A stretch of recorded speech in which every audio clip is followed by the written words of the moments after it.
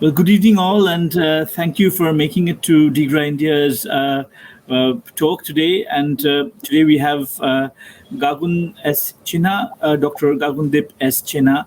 I'm just briefly going to introduce him. Dr. Gagun S. Chhina completed his undergraduate degree from the University of British Columbia in sociology. His master's degree is in policy and applied research from Macquarie University in Australia, and his PhD is from the University of Manchester. He's currently employed as a lecturer at Simon Fraser University and at Langara College in Vancouver, Canada. Dr. Chhina's research interests focus on popular culture, new media, and marginality. Specifically, he is interested in the function of new spaces and practices in informing and the creation of new cultural activities. In today's talk, Dr. Chhina will present his PhD research, cross comparison of two different game spaces: Indulgence video game Parlour in Chandigarh and the Kyoto Lounge in Manchester. So, and I've been looking through Dr. Chhina's work recently for my own research, and I'll tell you that it's really absolutely fascinating stuff to learn about how cyber cafes and gaming cafes start out in India. So over to Dr. Gagun S. Chhina for his talk. We're very, very happy to welcome you to DiGRA India. Thank you, Suvik. It's an honor to be here. Thank you very much for inviting me. So I'm glad that everybody could make it. And what I'll do is I'm going to be playing two videos, but we'll start off with some slides and an introduction. So I'm just going to share the screen very quickly here. Okay, so we'll tell you a little bit about the research as an introduction. So this is from my PhD, which I did in the University of Manchester, completed in 2016. And what it is it's specifically a cross comparison of two locations. And in this way, what we're looking at are two different gaming locations. It's a cross-national comparison of the two. It started off specifically, so let's go to the next slide, please. Yeah, research? Yeah, second slide. Yeah, the research slide. It's not showing on the screen, though. Okay. Now? Yeah, it is now, yeah. So it's informed by the book by Gary Crawford called Video Gamers. So Dr. Gary Crawford is a professor at University of Salford in Manchester, and he was also my external examiner for my PhD. So his book talks about certain key points. First of all, the most important being that video game literature ignores the role played by the context which influences player behavior. So the context is largely ignored, and it treats gamers as this basically homogenous group. Right, so there's very little work done on the importance of context. And this leads to the second point. The current literature erases the video gamer as a social actor. And I mean social actor here in the context of what Bourdieu means is in terms of a individual who interacts with other people and has the ability to take action. And it's sort of a short definition, and replaces him with this homogeneous notional Western subject, right? So Western subject being that gamers are often seen. It's been corrected a little bit now in terms of the way that we look at female gamers, but largely the gaming literature focused on Western gaming typically. And this research paradigm, basically what happens is it ignores this cultural diversity which takes place, the existence of individuals, what the West would refer to as marginalized voices. But given the context of the research, of course, it's not to say that people in India are necessarily marginalized, specifically those that are playing video games. But it's this ignoring of these other groups, which basically erases them in academic literature was the main point there. So moving on to the next slide. So when I conducted my field research, the question became basically was what city am I going to go to, and what questions are you looking at when you're doing field research coming from England? Now, situating myself in terms of this research, I'm Punjabi, or Indian Punjabi, but more specifically, I was born in Vancouver, Canada. So even though I speak Punjabi and a little bit of Hindi, it's not my native language. So I was going to be going into India, but not really knowing where I'm going to go. But first of all, before I get into that, the key questions that we're going to be looking at in terms of the research were, first of all, how does video game play, how does it emerge in India? Secondly, how do social actors work to bring about digital play in India? And thirdly, how is the practice of video game play adopted and situated contextually by the video game player? So this is seen as this emerging practice, which wasn't popular. Something had been going on for years and years, almost decades in the West, was very new to India. So the question then is, how do people make sense of this new practice when it's different than anything else they've actually done? Now, theoretically, I was grounded by three main theorists, three main theories, which is on the next slide. So my theoretical backing was based on Bourdieu, the French social theorist who wrote a lot in the late 70s and 80s, his notions of capital habitus in the social field of play, Goffman and his theories of dramaturgy, but mostly framing. So his theories of framing and the concept of glocalisation. And glocalisation, for those, most people will be familiar with the first two theorists. In terms of the theory of glocalisation, that is where a global phenomenon meets the local phenomenon, and it becomes something new and different. So a combination of the two, basically. And the way that it's seen or taken in is different than what was the original. Now, if you look at video games now in terms of their history, briefly on the next slide. So again, I'm being brief here. I'm being careful within the 30 or 40 minutes that I have, but video gaming entered India in the 90s, right? Roughly the 1990s. And I mean this by, of course, gaming was available before then, but we're talking more in terms of the inception of it. Just like video gaming in the West, you had games in the 1960s, but in the late 1960s, early 70s, it wasn't nearly the mass phenomenon that it was until about the closer to late 70s, early 80s, when the Atari 2600 and other such consoles came out. And that's when it really became very, very widely played. But prior to that, in the West, we had arcades also in the 70s and 80s. So it entered India much later than it did. And because of this, the way that it's viewed is very, very different than it is in the West. So we move on to the next slide. I'll introduce the theory of habitus, which I talked about before, in a little bit more detail. But so habitus is basically these independent fields, which the actor lives and functions.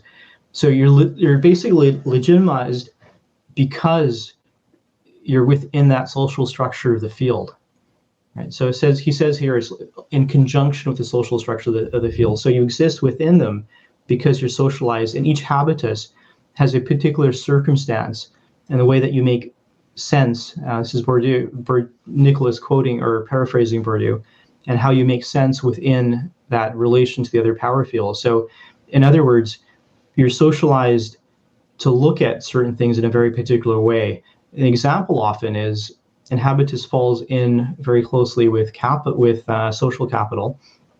As an example, there's a hierarchy of different types of items. For example, when we consume something, so often in the West we may look at wine drinking versus beer drinking, and there's that hierarchy exists where beer drinking is seen as lower capital and wine is higher capital in terms of your social status. That's not that the event itself or what you're looking at itself as an activity has necessarily higher intrinsic value. It's the way that it's seen within the habitus of that field specifically, and how you would act within that. So how you would act when you're going out to a bar with some friends in the West would be very different than how you would with your family, let's say. So then we look into his concept of emerging fields next, in the next slide. So now this is a bit from Crawford here, basically, who, again, is who my literature is based upon, or my dissertation. So he says here that fields for Bourdieu are the context in which any practice takes place, and each field comes with a particular set of rules. to which the actor who enters it expected to adhere. So I call this, right, that my own term is referred to as the field-specific habitus. And what I mean by this is that the habitus is based not only upon the activity itself, but it's also culturally situated, basically, right? So that how an actor makes sense of a practice is not only dependent upon the actual activity itself within that field, but within the view of the culture. So hence, when you're within a very specific field, the habitus then is also influenced by the social actors around you, not just the ones that play within that field. Right? Hence, so video gaming is an emerging practice in India, newly formed, and the logic which Bourdieu refers to as the feel of the game hasn't actually been developed. So, and I mean this specifically in the context of this research itself. And let's move on to the next slide. So what I was doing here is locating the everyday practice which I was focusing on and examining a cultural practice which had only recently, and I'll get into this when we're talking about India specifically, but it only had recently been established. So the question becomes, what are the rules of engagement? What's the habitus of video gaming in India within this wider cultural context? And also from this, how is it that the field is glocalized? Because video gaming is not an Indian practice, it's a Western practice, which, like as many things, will be absorbed eventually perhaps into India. Though even if we look at the context of clothing, I'm wearing a shirt right now with a collar, right? And when I was in India, this would be what a lot of people would wear, and males would wear these Indian collared shirts. And this actually shirt I'm wearing specifically, I had it tailor-made for me in India, actually just in Amritsar.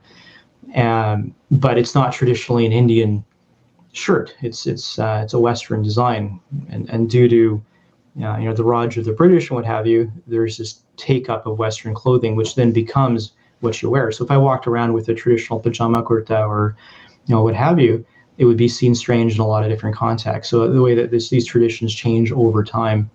So the glocalization of the field, next slide please, is basically the next slide talk about the processes of glocalization, and that the way these things are transformed. In this example of the shirt is rudimentary, but in what I mean by this field-specific habitus is that what's found in Western countries may not necessarily be appropriate for the glocalization field in video gaming in India. So the way that we see gaming as a field in the West may be quite different than it is in the East, even though the activity is the same. The context, which then affects the field and hence the rules of play, would be very, very different. All right, so next slide, please. Okay, so again, this is just a little bit of the history about the post-independence, the financial crisis in the 80s. This is more of context in terms of India, and I do this slide mostly for building a background for a Western audience. Like you being Indian, most of you would know about the independence of India and the financial crisis. All these things affected the policies of trade over the long term and how tariffs were used. So India started to really open up in the 1990s after a change in the economic policies. So the next slide, please. Okay, here's a makeshift cabinet. This is a courtesy of our Brent Cole. And it's a picture of some children here playing what we would look at like an arcade machine in the 1980s, but made in basically in a city somewhere. I forget the city exactly, but it's just a little shop up front where they've taken a television. You might have seen this yourself, being some of you who are in India. You've taken a TV and made that cabinet yourself with what looks like to be a Sony or some sort of television on top. And I think they're playing Virtual Fighter there. So this sort of home-brewed almost video game culture is also something which did happen in the West, but it happened much earlier, and not to this level. Like it wasn't common in the West, and myself growing up, when I did visit video gaming arcades, they certainly didn't look like this, for example. And so when I went to the next slide, please. So when I went to India and I started interviewing video game players, there's a quote by Ankit. He says here, "It is happening quickly. It is the way it hooks people in, and I see India is getting into gaming in a big way." So what they were surprised at was how rapidly it was happening. So even within the 4 months that I was in India, there was a change in terms of the types of people that would go to these parlors. But let's situate the city first, please. The next slide. So I conducted my field research, and I conducted it in 2013, and I revisited the site in 2016. And I looked at Chandigarh. So most of you would be familiar with Chandigarh, and that was taken as a field of research, specifically, I don't mean by Bourdieu's term field, so just so I'm not confusing here, but as my actual site of research.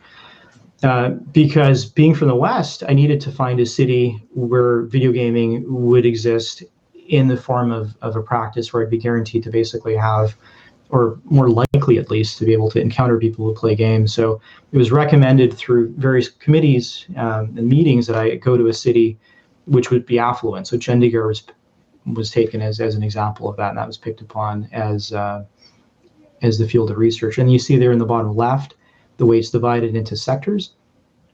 So it was designed, it was sort of funny, when I was in India, so Indian people love Chandigarh, is what I found in the north. I don't know how it is in the rest of India, because my research is situated in northern India.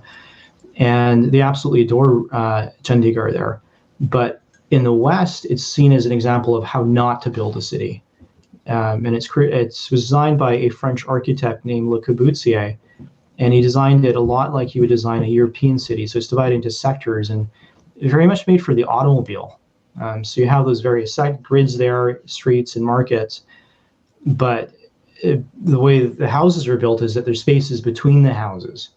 And given that space between the houses, when you're walking anywhere, there's no shade. So if you are walking in a more of an organic city in India, and you walk through what would be referred to in Punjabi as a gully, so you walk down a lane and all the houses are next to each other and there's shade. And in India, there's no shade. So even I remember walking in April outside and trying to walk a kilometer, and it was exhausting because the heat's just beating down on you.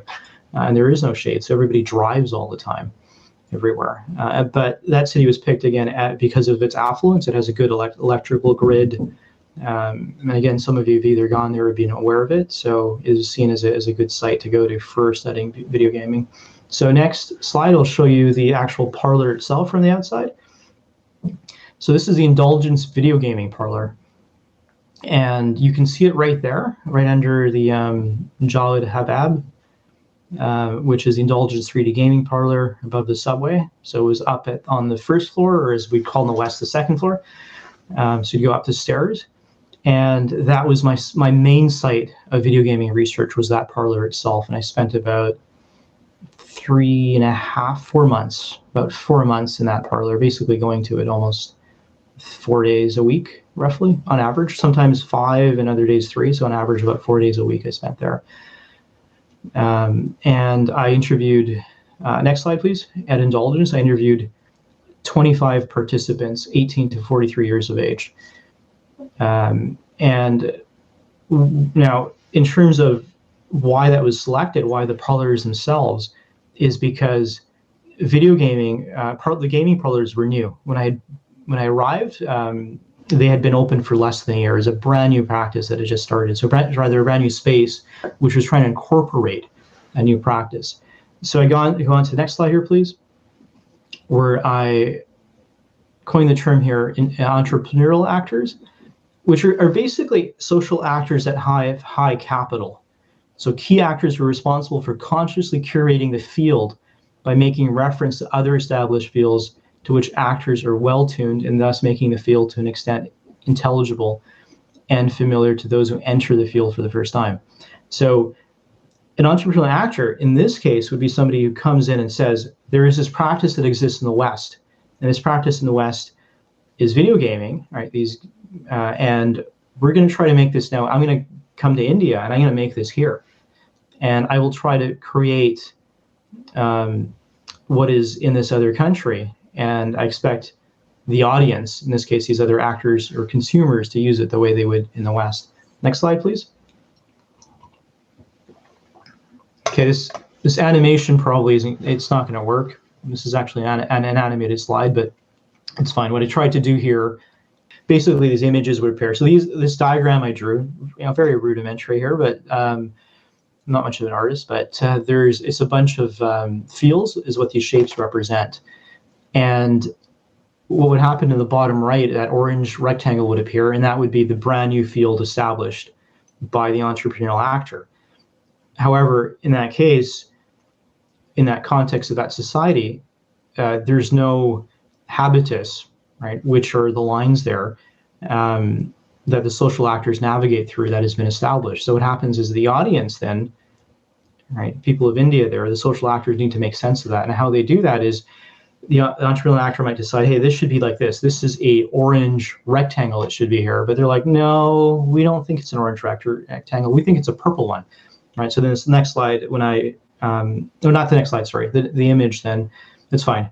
The purple rectangle would appear on top of it to say that even though the entrepreneurial actor would like the orange, then the purple is what they see it as, right? So in other words, you can try to create a field within that social practice, but you can't control how the people within that cultural context are going to view and interpret that field, right? That's up to the social actors themselves. So the question is, how do they make sense of the practice? So next slide, please.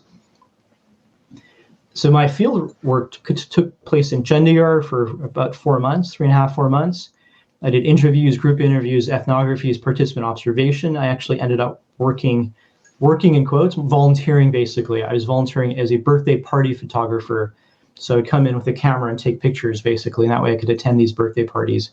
Also did a small videography, which is a little, there's not time for the whole doc that I've been trying to put together, but there's a little video clip that I'll show later. So I also took video footage when I was there. My sample size, which is on the next slide, please. It was 25 interviews, 23 male, 1 female student, and 1 mother. And then I also had a female focus group that I conducted. And next slide, please.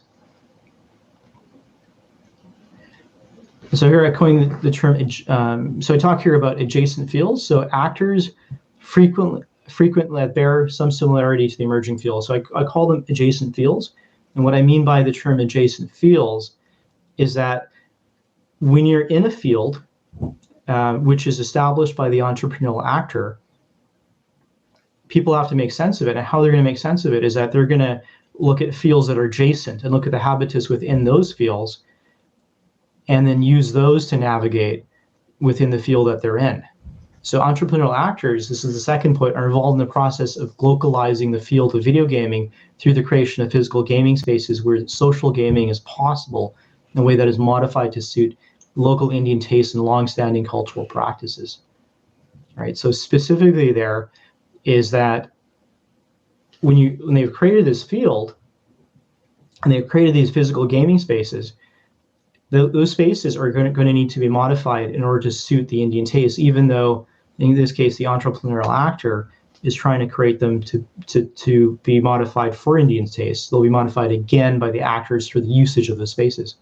All right, so to reiterate, to make that a little bit clearer, is the entrepreneurial actor sets up the space, sets it up the way that, in this case, he thinks that the Indian actors are going to be using the space, the social actors. Social actors come in, they use the space differently. Then he has to modify the space to suit them, because the way that he thought the space was going to be used is not the way that the social actors envision the space to be used.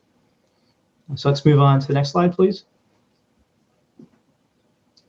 So here, Munnan, and this is the owner of Indulgence. So Munnan, an interesting guy, he did his master's in Cambridge. And when he was out in the UK, that's where he realized that, hey, this is, he's looked at gaming bars and thought this is a good idea. So from these gaming bars, why don't I go now and try to set up something like this in Chandigarh, right? So he says here, and Indulgence came to my mind. Why just keep gaming for gamers? Why not keep gaming for gamers? It's something that anybody and anyone can enjoy.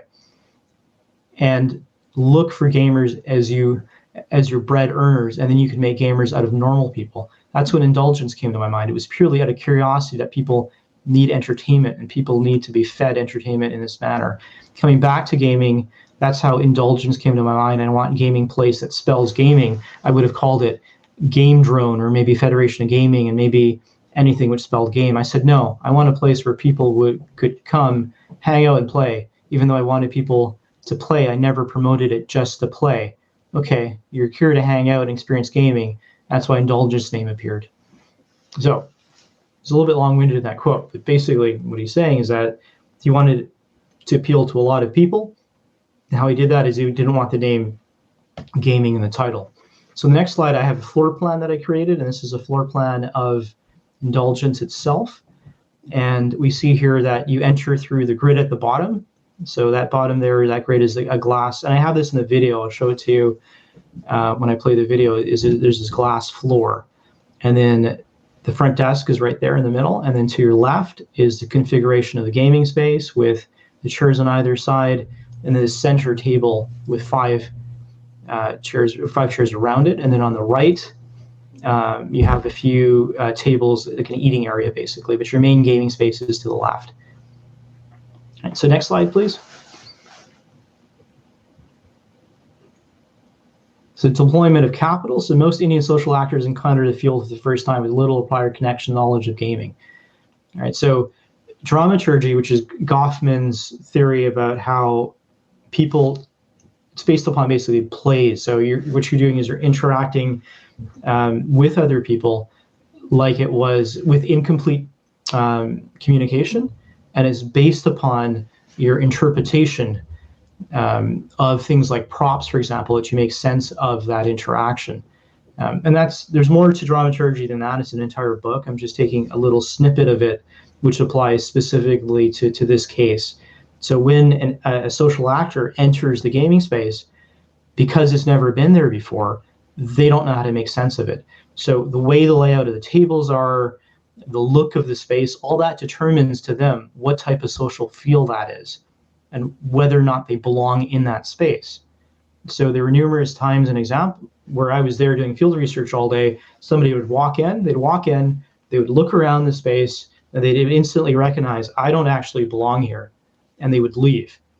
All right, and what would cue them into that basically is that they look at the floor basically, one of the first things they look at, and it's this glass floor, which obviously looks expensive. And it just looked like a place that was very, very expensive, and they leave. So Munnan says here, in terms of hanging out, Sector 35C, this is where the Parlour was, has maximum crowds, not just for shopping. So he wanted to establish the place in a high-scale sector, and that's one of the more expensive sectors in, not the most, 17 would be the most, but it's still a very sort of high class, or hi-fi is the term that they used. Next slide is the stairway to Indulgence. That's the opening. There's graffiti, which is purposely done on either side with images of games and characters. Stairway to Indulgence. For those of you, that's a take on a song called Stairway to Heaven, more for a Western audience, but it's a little joke there. So Harry, who on the next slide, who is the manager, right? So he's a manager who was hired from a village, actually. And he talks about when he first entered Indulgence, and he says, when I first got to Indulgence, when I was first here, I wasn't going around. When I came here, it seemed hi-fi.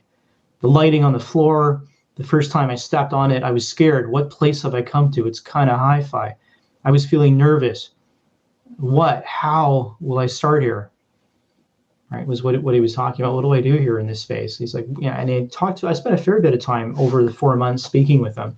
And he said, well, what am I doing in this space? And do I belong here? I'm coming from a village into this space. So a fairly long quote on the next page, please. Next slide.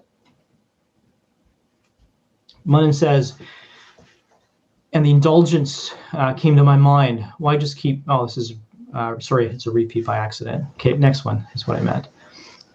So you had this support of this. This is the question here is, how do you finance these things? How do you put together something like Indulgence? In this case, he came from a wealthy family. So he was 28 when he did it.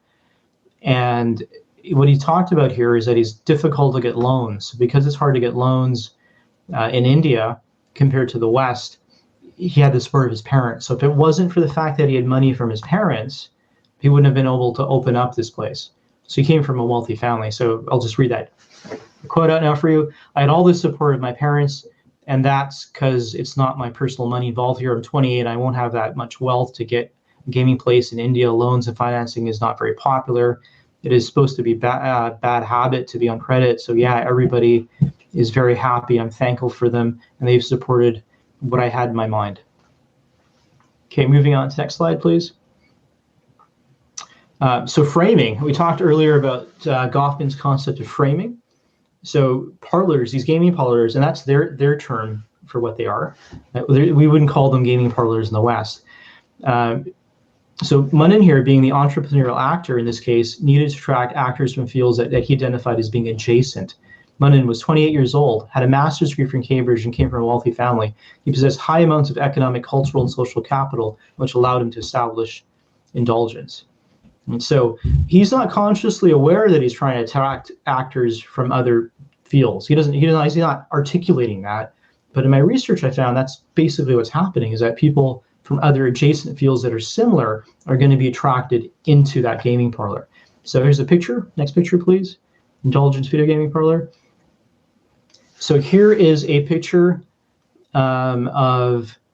this is from a birthday party, actually. So this is, again, I was working as a photographer there, volunteering as a photographer. If you're working, you have to get paid. So I wasn't getting paid. So here's a picture I took, a snap, as they call it there, of a birthday party. So a bunch of women sitting around eating. Next slide, please.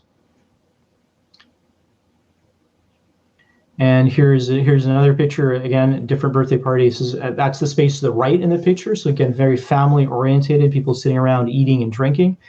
And next slide, please. And these are the kids during the birthday party. Right. So what was found here was that it became, and he didn't know this, but it became a space for birthday parties, basically. Right. Like it's not like he didn't set it up as a birthday party venue.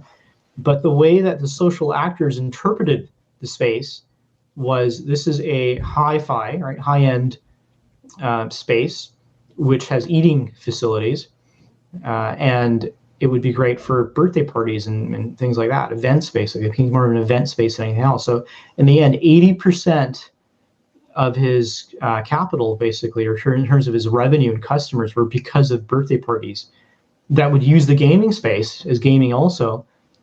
But it wasn't people just coming in specifically to video game. So next slide, importance of play in India. I say play is always formed as central. So this is Mukherjee, right? Thank you very much for this quote. So I used, so it's an honor to be here again, because I actually read Mukherjee's work extensively when I was doing my dissertation. So when he asked me to do this invited talk, I was like, yeah, definitely. I will definitely come and do this, because I can't even remember the number of articles that I read of yours while I was doing this. So Sir Mukherjee says here, play has always formed a central part of social cultural experience of Indians, right? So play being a central tenet of this work. Topfield said, it's not commonly known that several of the world's most popular board games were conceived in Indian subcontinent, including Ludo, Snakes and Ladders, and not to forget chess, the greatest, most universal board game of all. So India has this rich, rich history of gaming that goes back just a long, long way. And it's central to, I would argue, central to the Indian identity almost in a lot of ways, because India is such a diverse country. Like if you're from, it's like Goa or some other region, you would speak a different dialect. A friend of mine is from Bangalore, and he speaks some other language, which I can't think of the name of it right now. So you have such diverse customs, but gaming is quite universal in that way, right? Like Ludo is going to be pretty much the same everywhere. The next slide, please. We have a bunch of people sitting there, and they are playing a game of Seep, which is an Indian card game played in pairs. Now, the way the spaces were designed within Indulgence were very similar to the way that gaming spaces would be in traditional Indian games. So if you go to the next slide, please. And you notice that table there in the center. So there's that table with the chairs around it. And that's set very much, with people playing together as a group. So this group collective experience, which I talk about in the next slide. So collective living and collective gaming. So how do you use games and gaming in the gaming parlor? Though you play alone, it's a collective experience. So you either go to a friend's house to play, you might share on a console. It's usual that one person is playing and the rest is there, is how it's referred to. You're around. You don't really do this by yourself. And I found that in India, and this is interesting because it's very different than in the West, if you're going to go to a grocery store to pick up groceries, you go with people often, right? In the context that I was in, like if you need to go by yourself, you will go by yourself. But often it became a social event to do most things. Not everything, right? I'm not saying that everything, but compared to the West, far more, right? In the West, it's an independent, individualistic culture, and it's more about efficiency and getting to basically getting to the point. So next slide, please. So gaming parlor, playing together with people. There's urbanization. People move from the rural to the urban, and the experiences together. So the parlor is playing together in a substitution for traditional games such as cricket, gulli danda, and field hockey. So what was happening here is that as the areas became more and more urbanized, because of this urbanization, you didn't have access to green spaces as you would have traditionally. So in Chandigarh, very, very few green spaces there. Now, very few compared to the population. And a lot of these spaces had restricted access. So you would have a park, and people would say, Sadkan Muste Park, yeah, right? You go there to walk, but you can't actually play cricket in that park. So these games and these activities that you would have are no longer there. So gaming almost became this substitution for these things. Next slide, please. Should be a blank slide next, I believe. Yeah, there we go. Okay, so I'm not sure how I'm doing for time. I have another segment on I was going to show the video, and then I have. We're actually good, Gagun. So you can. There's no time kind of restraint really. So yeah, okay. You're good too. Okay. All right. Great. Okay. Let's show that video. I'm not sure if I'm going to be able to. So Gagun, is it the documentary DCJ Productions video that you meant? Yeah, it's just a clip from it. And so, if we can play, thank you. I'll just kind of move to the Chrome tab. Can you see it on? Just let me know if you can see it. I can see it. Okay, then.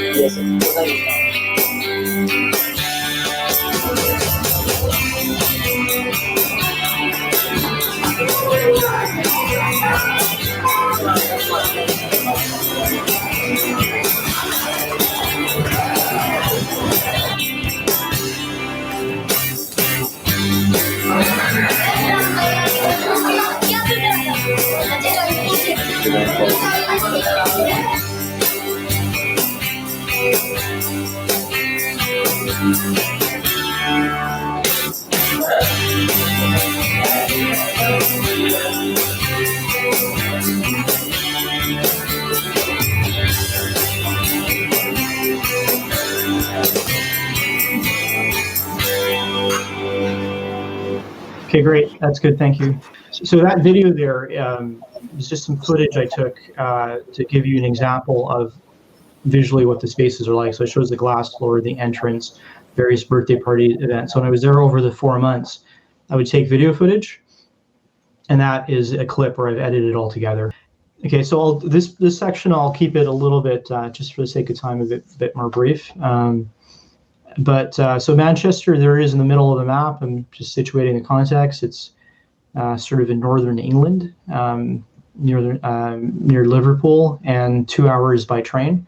I don't mean a train in India. These are like they're just slightly slower than bullet trains. So it's about 2 hours by those from London to Manchester, which would be about 130 miles. No, more than that, probably 200 miles. You'd have to check. I forget exactly, but it's 2 hours and 7 minutes by train. When I was in India, I was traveling by train a lot also, but the trains there are quite old, so it takes, unfortunately, a long time to get anywhere. And that's where I did my PhD, and that was the second site of my field research. So moving on to the next slide, please. Okay, so that gives you a layout of what Manchester looks like. It's not considered to be a very pretty city. It's very industrial, so it has this industrial background in terms of a lot of industry. So the interesting linkages between India and Manchester is that Manchester, because it was historically such an industrial city, during British rule, a lot of the cotton that was taken from India and various colonies was shipped out to, or other goods were shipped out to Manchester to be then in the giant machinery plants and factories to be then turned into fabric. So the shirt, for example, is a really good example of it. So it was, the cotton wouldn't have been grown in England, but it would have been manufactured in England. And it was used as a central hub because it has a series of these canals there that they brought ships into in order to unload these goods. So there's that historical linkage between the two sites, which is interesting. So next slide, please. So Arj, who's the owner of the Kyoto Lounge, said, we decided to open the Kyoto Lounge because we thought there was a niche in the market where people could play games with each other in a social environment.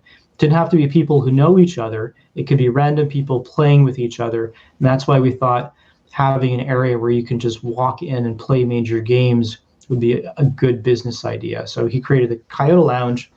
He named it similar. He didn't put video gaming in the title, just like Munnan didn't. But he called it Kyoto because Kyoto wanted to refer to it as sort of Japanese, even though Arj isn't Japanese, is Middle Eastern. And they thought a lounge being an area that you sort of relax in and be in. So here's a picture on the next slide, please. This is a line to get into the Kyoto Lounge there. So there's a bunch of people in front of the Kyoto Lounge that you see right there in the middle. Okay. And then next slide also, please. Right, that's me, right? They're doing field research, hanging out in the Kyoto Lounge with just a bunch of people. So spent a fair bit of time basically hanging out in these venues, right? If we were to take the total time, probably 6 or 7 months in total, just being in the zones doing field research. So I would be in the Kyoto Lounge a lot. I would, just like I was Indulgence a lot. So about 4 months in Indulgence, and we're talking maybe two to three roughly, because it was less consistent, the Kyoto Lounge, but 2 to 3 months. So close to 7 months of field research. Now let's go to the next slide, please. So here's a bunch of people in the Kyoto Lounge playing video games. And you see how the setup is very, very different. And the way that they're interacting is very different. They're all sitting next to each other opposed to around in a circle. Also, food and alcohol is central to the Kyoto Lounge. So whereas in Indulgence, it was these birthday parties. And yes, there was food, but the food wasn't that important. They had to pay basically to enter to use the facilities, and that's where they made the money, and they had some food, some catered food. Here, food is central, so the alcohol was central to the venue. It also encouraged video game play and socialization. Alcohol was viewed as a necessary social facilitator, allowing people to relax in the gaming bar environment. Right, so it's seen as necessary. Now, the way I've got a really long quote on the next one, but I'll read it out. So here, Arj says, without the bar, this is referring to what I was talking about earlier, it being the Kyoto Lounge would not survive. A gaming lounge on its own would not survive any more than a takeaway with two very basic food options. It needs variety. It needs a reason for people to go. On the gaming side of it, there is a great reason for people to go. but there's not enough spent on that kind of market. Alcohol is extremely essential. Food was essential. I think people who went there thinking that gaming was a bit geeky, the alcohol maybe calmed, maybe calmed, that's a direct quote, so maybe calmed that down a bit, and they felt like there's a reason to be there. And there shortly afterward, they partake in the games themselves. So it wasn't the case that it needs alcohol just to survive, but it needs alcohol for people who are maybe a little standoffish about gaming, but initially to go down, so they have a reason to be there. And we were confident that eventually they'd start participating, which was true. And 99% of the occasions it happened, right? So the idea that people would come down, they would start drinking a bit, and they'd start playing games. So next slide, please.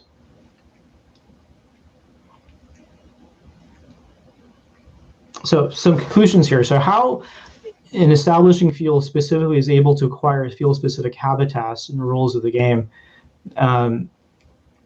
when it's unknown the actors involved. So entrepreneurial actors identified in this study do so by staging the scene, and this is getting back to Goffman and dramaturgy with his props, using aesthetics and props, as well as by attempting to control the types of performance that takes place. In doing so, they try to position their business as being similar to established practices and other businesses within adjacent fields. In the case of video gaming parlors, entrepreneurial actors try to lend the emerging field a sense of both familiarity and aspirational status.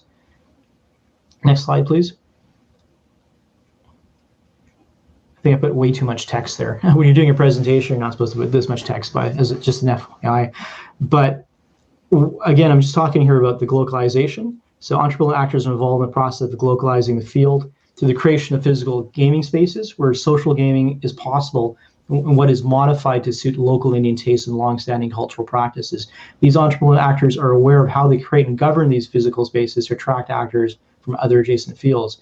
Integral to this process is how they use various forms of capital work within cultural context to both create a successful enterprise which attracts actors but also serves to further their own social standing. Despite the best efforts of the entrepreneurial actors, they were unable to unequivocally predict how actors would take up the new practices, use the spaces, and help to construct the field's emergence. The study demonstrated that actors will uniquely glocalize practices within their cultural context. So making sense of the spaces is very different, whereas in India, the gaming space was seen, and again, this is a condensed one for the UK, because if I was to talk about both of them in length, we'd be here for hours, basically. But in the UK, the actors involved were trying to create spaces that were akin to basically bars. So in the UK, and you're in England, you go out to the pub to hang out, basically. You go there, you might read a book, have some food. Often when I was having meetings with my supervisor, you go out to the pub to have a meeting with your supervisor, is where you would hang out. And that's part of the practice or the culture. But in India, that's not something you would do, typically, right? And the way that alcohol is perceived and seen has a much more negative connotation. So consequently, when the social actors, Indian people, tried to make sense of the space, it became this venue for parties.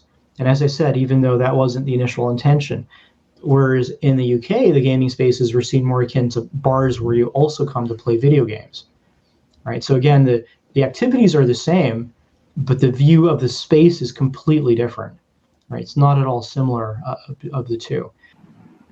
All right, so the last part of my presentation is I'm using Goffman's theory of frames. So basically, how do people make sense? How are they able to frame within the culture the basic segment or areas of what they're viewing in terms of the cultural artifacts? So video games are localized products. So Etna here, to quote 1993, says here to frame it to select some aspects of a perceived reality, make them more salient in a communicating text in such a way as to promote a particular problem definition, casual interpretation, moral evaluation, and or a treatment or recommendation. So that's a definition of Goffman's framing. And so again, you're trying to take this perceived reality and to try to understand it through some interpretation or evaluation. So if we take the frame, what I call the frame of science fiction, in the next slide. Next slide, please. So science fiction. So here's a a player from the UK says, I like sci-fi, but it depends. I love Geiger's art in Alien, but I don't usually like sci-fi action films. I don't like sci-fi action gamers either, but I like Metroid Prime. So basically what she's saying is she likes science fiction, doesn't like action films, but she likes science fiction. So because a science fiction action film is essentially an action film, which is in a science fiction genre. However, next slide, please. In India, what my research found is that science fiction was not popular.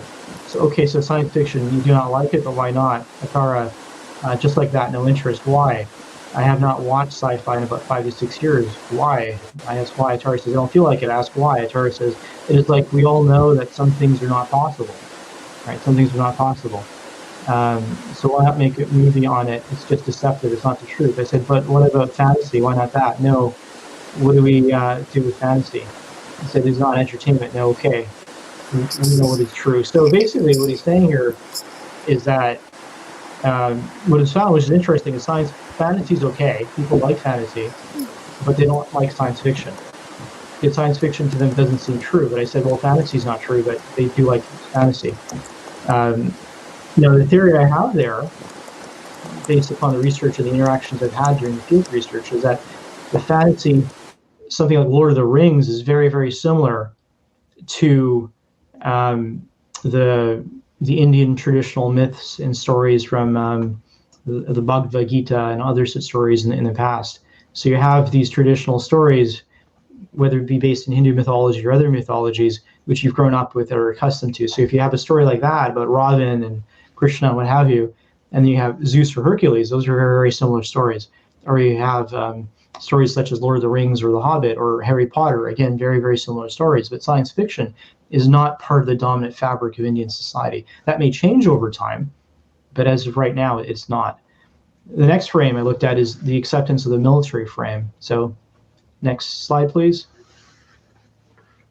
All right, so here we have Call of Duty. And Call of Duty was the most popular game in Indulgence. Now, why it was popular, the participants said, well, it's because it's based in reality, right? People would sometimes mention, I have an uncle or someone who is in the military, and when I have this, it sort of feels like I'm out there, or I've always wanted to join the military, but my parents would let me, or I didn't get in. So that's another part of that. So everything, again, being based in this reality or perceived reality. Next slide, please. Whereas with the Kyoto Lounge, have you ever thought about joining the British military? He says, the response is, what are you, bonkers? Hell no. Why are you even asking me this? I thought this was about video gaming, right? So when in this interview with Dan, and I asked, would you like to join the military? He's like, what are you, crazy? No, I don't want to join the military. Whereas in India, that was perceived as something that was high status to be in the military. It's a good job. But in the West, it's a terrible job. Military is full of basically poor people, or people who weren't able to get other jobs specifically, or not specifically. What I mean by that is that the aspiration of most people in the West is not to join the military, whereas in India, it's quite different. I found that it was seen as a job which is at least middle class, whereas here it's often the last resort. So next slide, please. So do you play any? This is Indulgence again. Do you play any Indian video games? He goes, no, not really. There's hardly one good Indian game.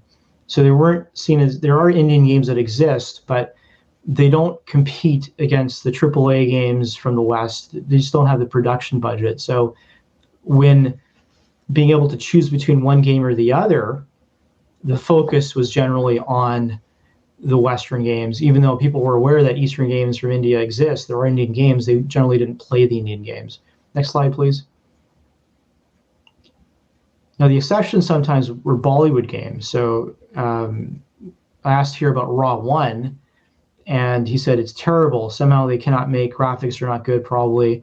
Not a good experience, I guess. The graphics, I don't really like them.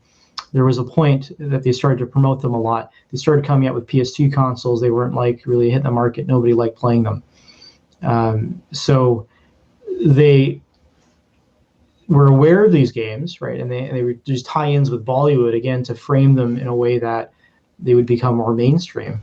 But what would happen inevitably is the production value just wouldn't be good enough. Next slide, please. I got about 4 slides left. Thank you for bearing with me. I'm actually getting quite tired myself. So, Bhagat Singh, right, is a famous historical figure from northern India, and there was a game based off of Bhagat Singh, where you're fighting basically the British in I forget what year exactly, but you're fighting the British within the game. It's a first-person shooter. Graphics aren't great, but again, very popular because the context, the Indian context. So I have a quote there on the next slide, please.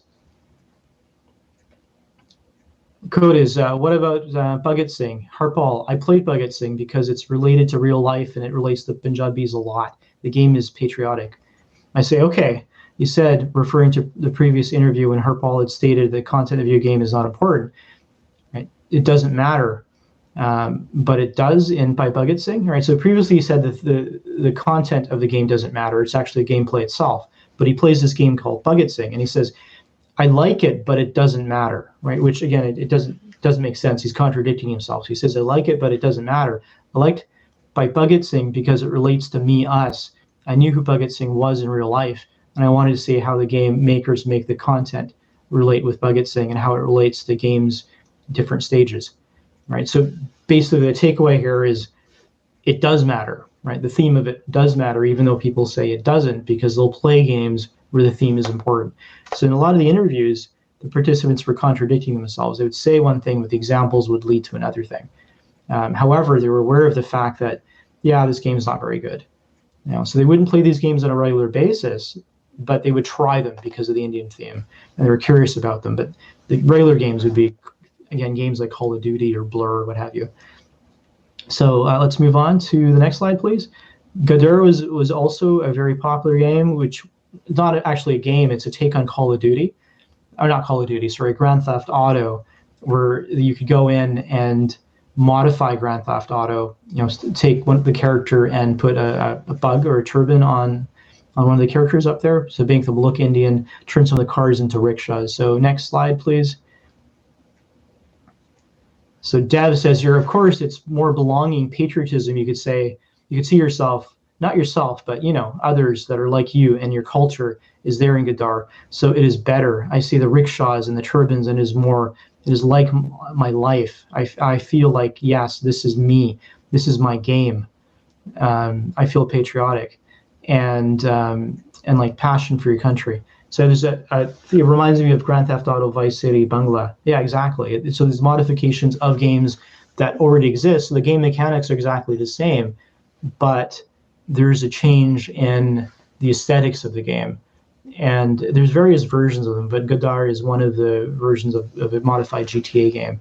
So next slide, please. So apna as in a form of glocalisation, it's a term for northern India. So apna means the sense of ownership and belonging, both personal and experiential, historical, cultural, serves as a glocalizing frame to provide a greater connection between the video gamer and the video game. Apna is culturally specific concept, therefore is demonstrated that contextual factors have a strong influence on the experience of video game play. If Indian social actors were to accept the science fiction frame, it would force them to leave their own apna and enter into a world which is foreign to them in all senses. So apna is I guess it's a Punjabi term, because I haven't heard it. I didn't hear it very much when I was traveling in the South, but it refers to, again, the sense of this is me, this is my heritage, this is my belonging, this is where I fit in. The frame of science fiction is not considered to fit into that frame. It is something that is foreign, and that's something that is different. But it's not so foreign and different like McDonald's, where it's like, hey, this is higher class. I mean, higher class compared to, say, what McDonald's would be in the West. But how it is seen and perceived is if it's too different, then there's not acceptance, even if it's Western. But different enough that it provides some sort of social status or capital, right? So, and to have something which is higher status, so a Grand Theft Auto game would be much better compared to Raw 1, but to just tweak it and change it enough that it's easier to relate with. So it frames it differently, enough that the social actors themselves can make sense of that frame. Okay, the last slide, please. So in conclusion, Aspects of glocalization are seen through the process of sense making. Social actors make sense of video game as a part of their existing culture. In specific locations in international markets, they may not appeal to consumers because they do not fit local, culturally specific frames. Glocalization of the practice is done in two ways. First, must adapt the practice of video gaming through reading them through their cultural frames in order to make sense of games according to their own norms and preferences. And second, by physically modifying the video games themselves so that they are better situated in a local cultural context. So that is, basically the conclusions of the idea, again, that you have to make sense of the practice, and you make sense of that practice through what is adjacent, what already exists, and how similar is that, and then how you can set up a practice, but just because that practice is done in a very specific way, as I call a specific habitus, in another socially, culturally located position, it doesn't mean that you circumvent that and put it into another space, another culture, that those actors are going to interact with it or even make sense of it in the same way. They'll turn it into possibly something which is entirely different through that interaction. Anyway, thank you for bearing with me there. That basically ends my presentation. So we'll leave this open for a Q&A. So thank you so much, Gagun, for that fascinating presentation and for opening up, sort of kind of such a broad kind of overview. I'm sure that, and thanks also for the kind words that you said about me and my work. Thanks. And I'm really intrigued by many of the things that you've said. I have many questions, but I'm sure there are many others here who might have questions. But we are actually running short of time, so we'll just take like 2 to 3 questions, if that's okay, and then kind of we can do the rest over email and other way. So anyone wants to go first? Anyone, just kind of like unmute yourself and ask your question.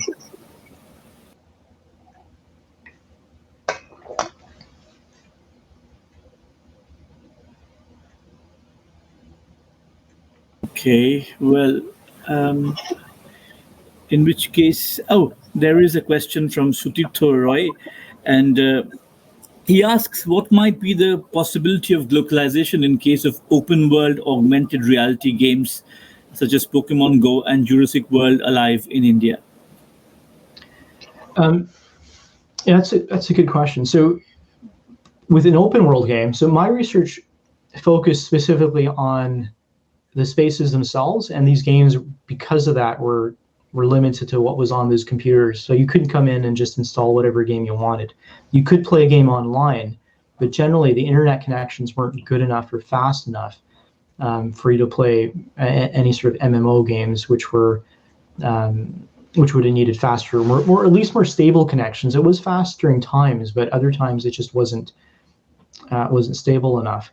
But a part of glocalization, when you can't modify the content, that's the most effective way to glocalize something, is to modify the content, as seen in the examples of Godard, or the way that and when you can't do that, so Call of Duty, the content wasn't modified. What happened instead is the practice was modified. So it's the way that you use the space and played the game together, even though the game, Call of Duty, whether you played it in Vancouver or the UK, or you play it in Chandigarh or Bangalore, it doesn't matter, it's the same game. It's the way that you play the game. So in the case of an open world game, you're first of all playing it online. So the glocalization aspect is, how are you interacting within the game itself, right? What are the parameters of that interaction? Are you interacting with other Indian people, or is it a more global interaction, right? Which then becomes a sort of a culture within the game itself, if you're interacting with many different types of people. So that then depends mostly on the player and the types of people that you're interacting with. It's no different than, or actually similar to, say, the context of an Indian student coming to Canada and then going to a university like SFU, where there's 30,000 students or so, or 37,000. At Simon Fraser, as an Indian international student, you can choose to interact with only Indian students, because there's enough Indian students there that you don't have to leave that group, and you can join the Bhangra Club or the Hindu Society or whatever you'd like to join. or you can interact with other groups of people. So within an online or other cultures, people from other countries or native Canadians. Whereas in the context of basically an online game, it's similar. Where you go online, are you going to be interacting with people from India, from Canada, from the UK, from Africa? Because the modifications with the game are limited. Even like a game like Minecraft, for example, you're limited in what the game allows you to do, because you can't go in there and modify the game as you can with a standalone game like GTA. Does that answer your question, Sutrito? I'm not sure if I'm butchering your name. My apologies, but is that okay? You're welcome. You're welcome. So we have a comment from Xenia as well. Do you want to address that? Can you hear? Can you read it there, Gagun? Okay, I love the upnet terminology for parts of the Indian gaming culture, but also we should keep in mind that the Indian gaming experience is very diverse and complex. So basically, there are many localizations over time and place. Yes, definitely. I tried to address that a little bit in the talk. I am limited for time, but in terms of the Indian gaming experience, that's originally what I called the dissertation, but I am focused on one very specific location. In the actual field location, or field research, I did do gaming research in 3 different parlors. It just wasn't one. I spent most of my time in Indulgence, but there were another 2 that I was going to. But even with that, it's only in one city. And the diversity is huge. I traveled around India quite a bit when I was there. Again, my Hindi isn't great, and I was in just outside of Goa, and I was talking to somebody, and he says to me, "Did he Hindi bahut kamjor hai?" Right? And I said, "Yeah, it's not really my first language." So definitely, and it's like this even in the West. When we look at Western gaming, the gaming in the UK is going to differ than what it is in Vancouver. So there's this aspect of diversity within that. Yeah, I think to add to the diversity points, I mean, I'd probably kind of agree with Xenia, not probably, certainly. And even if you look at the responses to the military and to science fiction, you'll get very different answers, at least in this part of India. At least, I mean, there are lots of people who are very interested in science fiction. It's a huge culture here, really. We have famous authors writing science fiction in our language. And yeah. And very few people interested in joining the military. But anyway, so that's these things vary. But I think there's one more hand raised as Prabhash wants to ask a question. Yeah. So okay, so over to Prabhash. Yeah. So I've been reading your dissertation as well, and it's fascinating that you what I was thinking is it's happened like. There are a lot of things that I would want to talk to you about Indian video gaming parlors and all, but I would want you to tell me, like, because we're short of time and all, I would like to ask you what has changed. How are you looking at the data now that it is removed in time? Like, are you still sticking to Goffman's frame and Bourdieu's frame and glocalization, or have you moved away from that, and you believe that globalization is essentially a process of economical integration, and glocalization is an essential part of globalization to in that sense. And the second thing I wanted to ask was, it was a curious thing that when you went to Indulgence, there were 3 people working, right? There were 2 people who were 15 and 16, something like that. Mm-hmm. So I see you haven't. So there was a child labor in angle out there. So did you kind of consider that and integrate that into your dissertation later on? And also another thing, that you draw a connection between Manchester and India. So is there because also at the moment of neoliberalism, right, which is also called like the neo-imperialism. So do you draw the imperialistic connections as well in those 2 kind of these 2 differentiated, I mean, like modes of economy and things like that? Just those were the things from top of my mind. Okay, so I had a wonderful presentation. Trouble hearing you, but I heard a little bit about the imperialistic correlations. Is that right? Was that one of the questions? Yeah. Because you draw from Britain and India, two sites. So I was wondering if you draw the historical connection as well. Okay. So that was okay. That was. I just want to make sure that I heard the questions. That was one. And what was the second question? The second one was about the child labor thing. Child labor. That they were, yeah. Yeah. So the child labor definitely was brought up, and it was brought up by my committee when I was presenting my data. To which they said, "This is really, really interesting, but there's no room for it in your dissertation." So it was something I was very aware of, because when I was in the Kyoto Lounge, there's no 16-year-olds that are working there, basically, or 15-year-olds. So, and there's no one from who's been brought in a village who's going to be working for a few hundred rupees a day. So that aspect of it was interesting, and I was well aware of it, but it's not something that I could have addressed in the work that I was doing. So that was, and the imperialistic aspect, I do mention it, and I mentioned it a little bit in terms of the connection between Manchester and Chandigarh. And if anything, this is more specific. I know that I mentioned sort of Indian gaming, but in a lot of talks that I do, it's more specific, as in it's really a comparison of Chandigarh and Manchester. It's two cities, basically, more than anything else. I am aware of the fact that when I try to generalize that, it's more than, it might be common in even northern India, but I'm only specifically looking at the data that I have from Chandigarh. And as Suvik mentioned, and rightfully so, like these frames do vary. I have friends from Bangalore, and the way that they perceive their culture and interact with people is much different than in the north, as it would be in a rural versus urban environment too, right? So Chandigarh would be very different than if you go 50 miles east and go to a village outside of Haryana somewhere. And then in terms of does that answer that question okay, in terms of the child labor? Yeah, I got that. I mean, like, how are you looking at the data now that it is? Okay, so what I'm looking at now, I've stemmed into, my areas now are sort of twofold. I'm still doing the gaming spaces, but I'm also doing a lot of work on international education, international students. So I just finished a project on that, and now the next gaming project, I'm looking at virtual spaces, not virtual spaces, virtual reality spaces.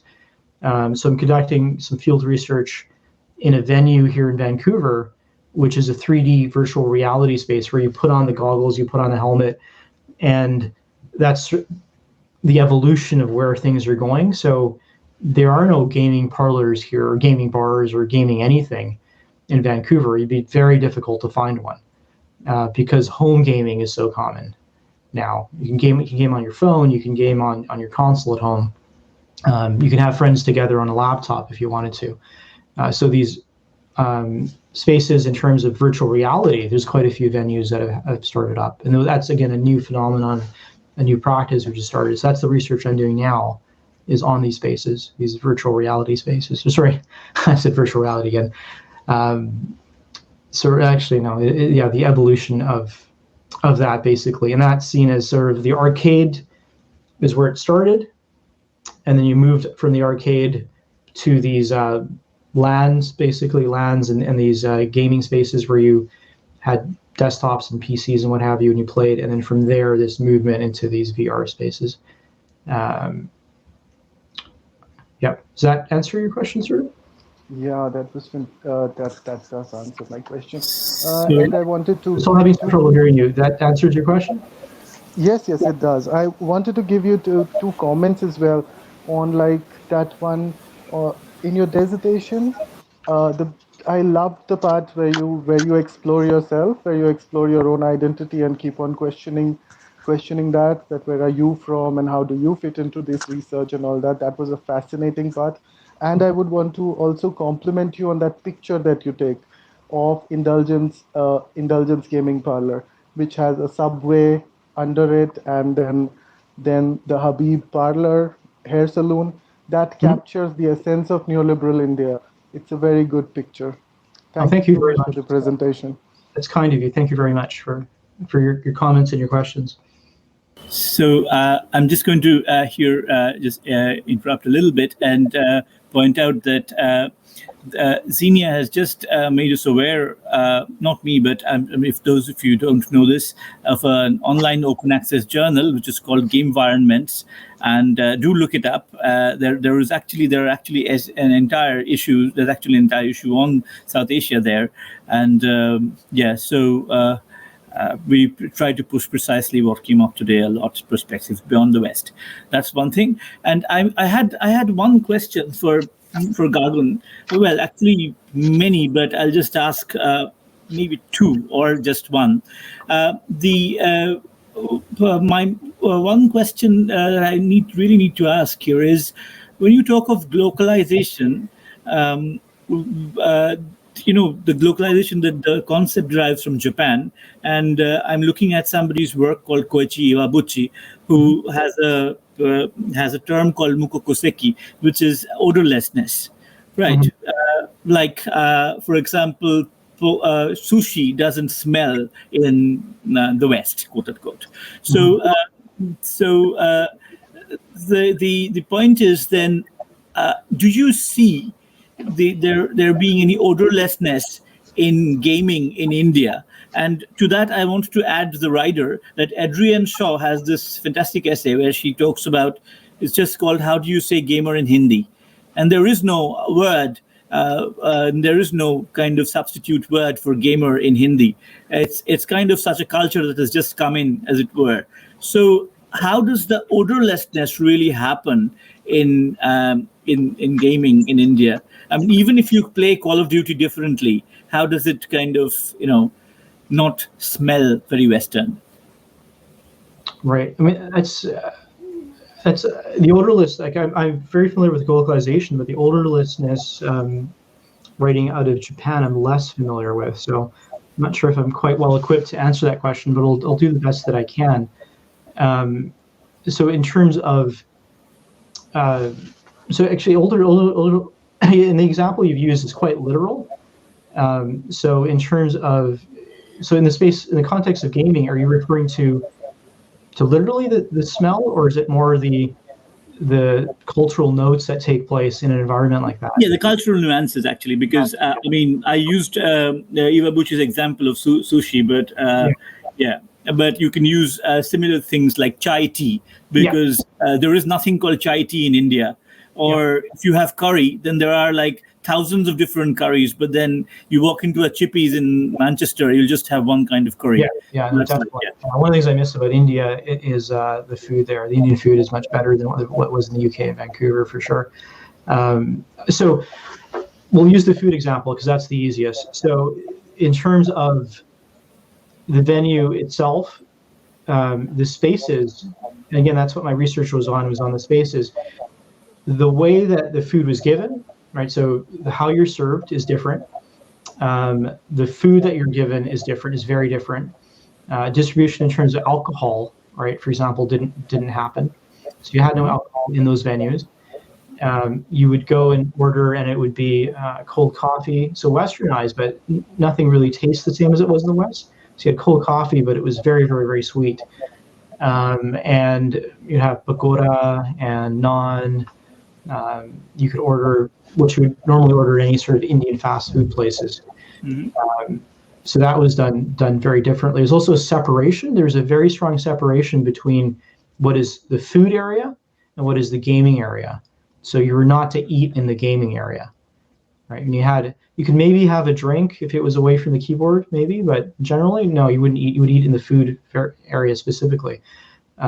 So the use of the food in these spaces and the way the food was perceived was separated from the gaming, whereas in the Kyoto Lounge, food and drink was everywhere.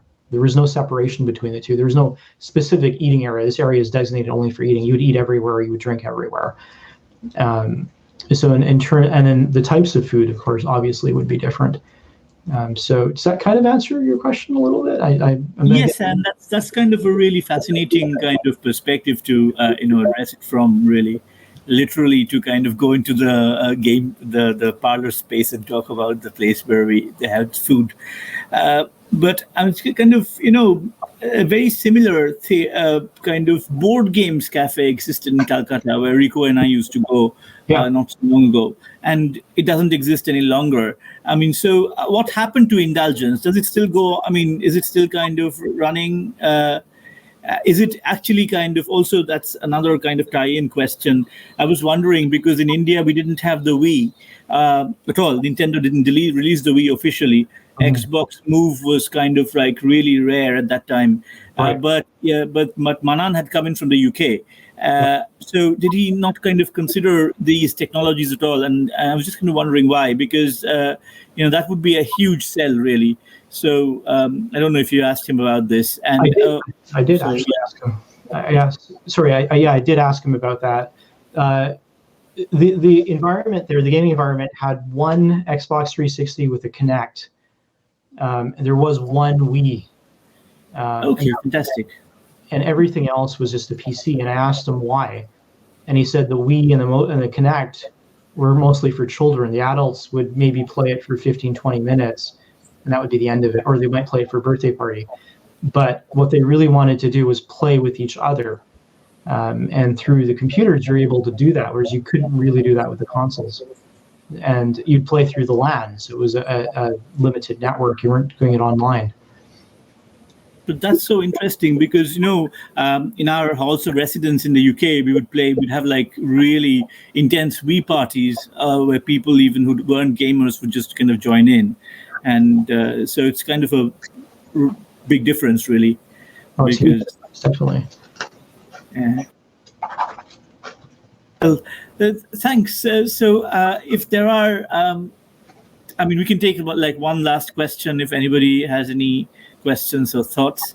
But this was really, really rich, enriching kind of field research, which I think we need more of, especially in India. So any other question, any one last question, or we can then kind of like all say thank you to Gagun. And I know it's very early for you, Gagun, so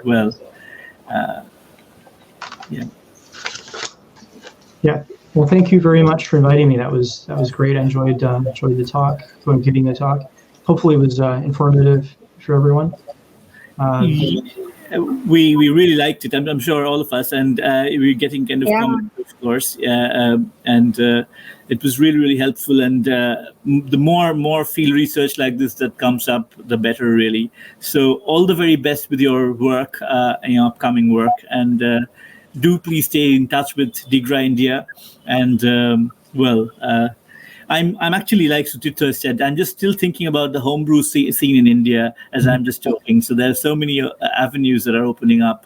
Also about Manan with the one Wii kind of console in his So all of these really, really fascinating aspects that you've opened up, and I hope that you kind of expand your work even further.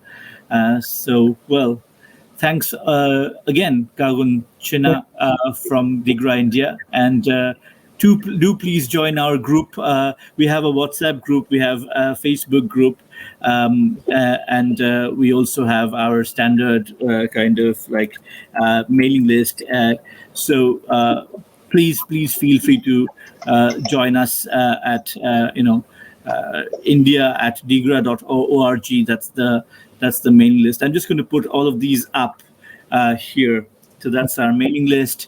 And for those who don't already know, this is our Twitter. Okay.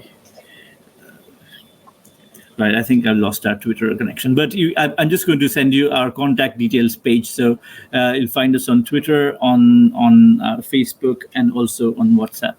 So thank you very much, all of you, for attending, and thank you ever so much, Gagun, for this fantastic talk. Thank you very much. My pleasure. Okay. Bye. Have a lovely day. Bye.